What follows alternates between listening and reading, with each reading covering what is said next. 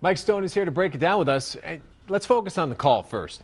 A little bit of a double whammy because, number one, people questioned whether or not it should have been an illegal hit. But number two, we don't even know if it was a fumble. And I think that's why people were probably even more upset. Well, yeah, if it was a fumble, fine, but it did not cost them the football game.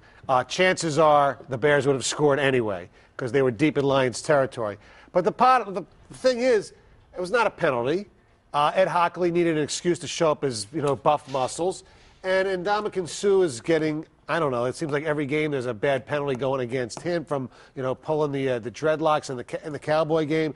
But, it's just the way they're trying to, wussify football. Because it was a quarterback. That was not a bad hit. He kind of missed him with the forearm. Sure, he didn't hit him in the head. All right, people underestimating the strength of Suh, I guess. But, how painful is it? Come on, what are the numbers? 5 wins in 52 games? 5 and 47. That'll never be duplicated again. Probably not. 4 and 24 under Jim Schwartz. And they are now 0 and 19 in the division. That is, and you're not talking about a great division either. It's bizarre. How do they finish the year? Does Schwartz get off scot-free because of the Stafford injury? Well, it depends what you mean scot-free. Is he going to get fired? No. You got to give him one more year. Injuries have a lot to do with it. But man, oh man, there's an old saying, if the queen had you-know-what, she'd be a king. If the Lions could play, if football was a three-quarter game, what would the Lions' record be?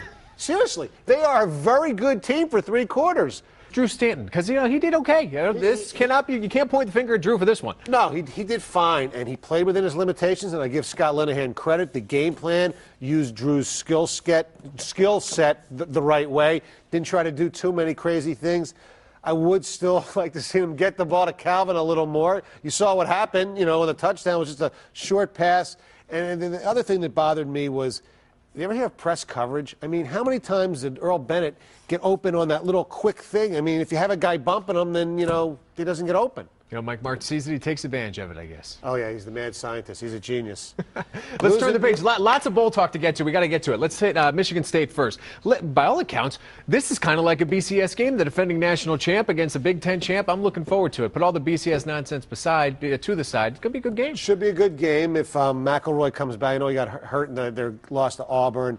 You have to say Alabama's probably favored, but I would love for Michigan State to go down there and show the pride of the Big Ten and do something.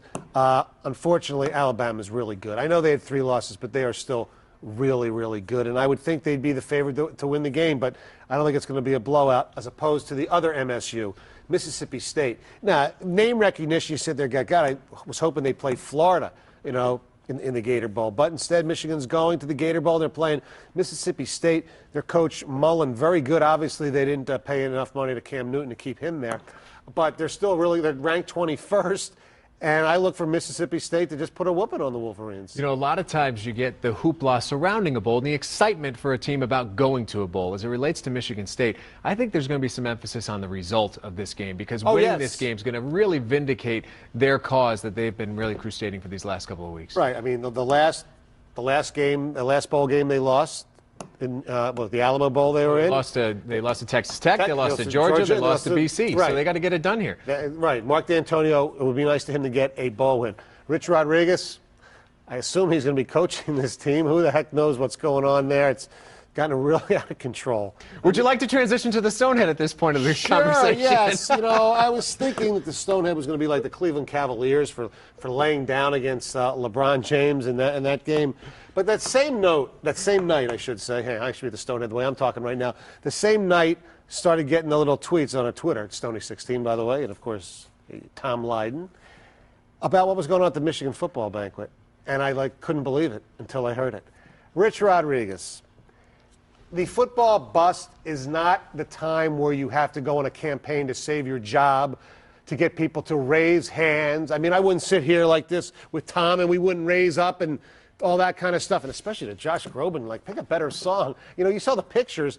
The players on the team looked very curious. David Brandon, the athletic director, looked very curious. It was a moronic thing to do, Coach.